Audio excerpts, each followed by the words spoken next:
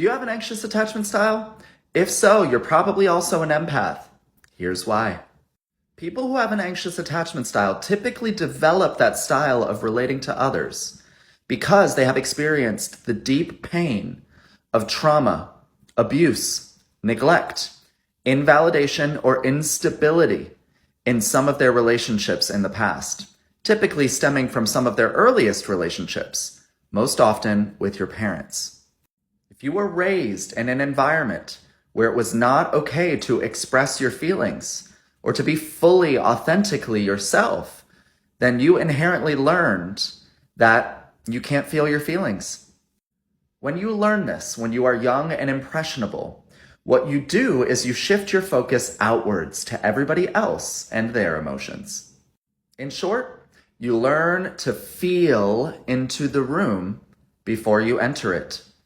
What this means is that you develop the deep capacity to understand what other people are going through, sometimes before even they realize what it is that they're feeling. This is a coping mechanism and an adaptive strategy to help you feel safe and protected. Because if you can read the room, then you can use that information to adapt yourself and how you behave in order to make sure that you maintain the peace. And why is maintaining the peace so important? Because you have a fear of abandonment, because of the same trauma that I described earlier. Let's say your parents split up when you were young, and then the remaining parent couldn't be fully there for you in the way that you needed. Or maybe your ex just wasn't emotionally available. That kind of invalidation is incredibly hurtful. It also makes you feel incredibly unsafe in your connection with that person.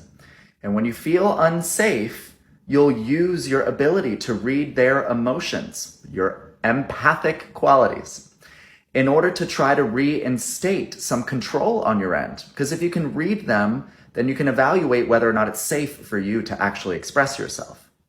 The hypersensitivity that defines the anxious attachment style, being hypervigilant about what's going on around you, stems from this ability to read other people's emotions because you learned you can't feel your own.